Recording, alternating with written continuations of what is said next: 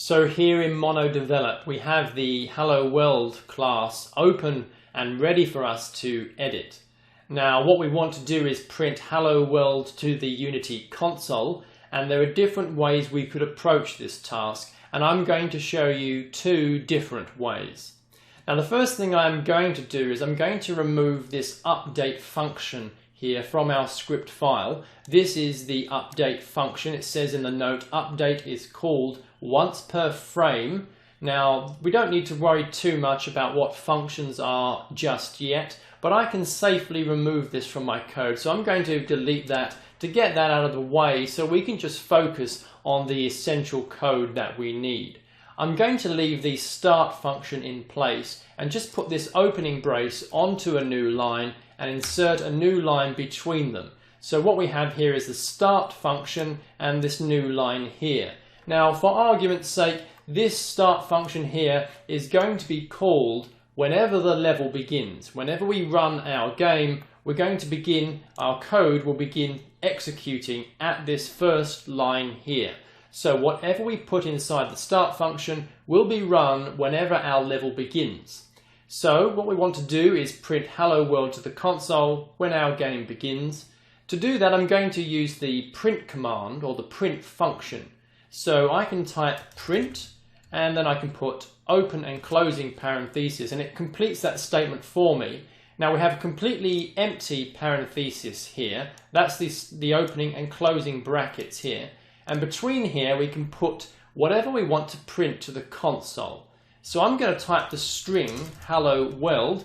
This Hello World is a string because it's between quotes. We have an opening quote and a closing quote. And notice that MonoDevelop highlights it in yellow to indicate that this is a string. This is a sequence of letters that we want to print to the console. So we are calling upon the print command and we are saying, hey, print the word or the words Hello World to the console. So I'm going to save this code by pressing Ctrl S on the keyboard and minimize MonoDevelop. Now notice nothing appears in the console. That's because we have no errors in our code at all. And what I want to do is I want to begin to run our application here by pressing the play button on the toolbar. And when I do that, you will see that even though we have run the game, nothing appears in the console at all. It does not print Hello World, even though Hello World is inside this start block here.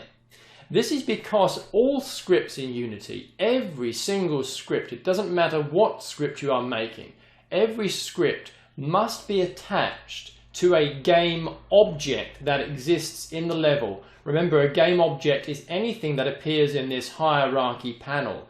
Right now we have only the main camera object. So I'm just going to stop our game for a second and select the main camera object, and you can see the properties for the camera in the object inspector.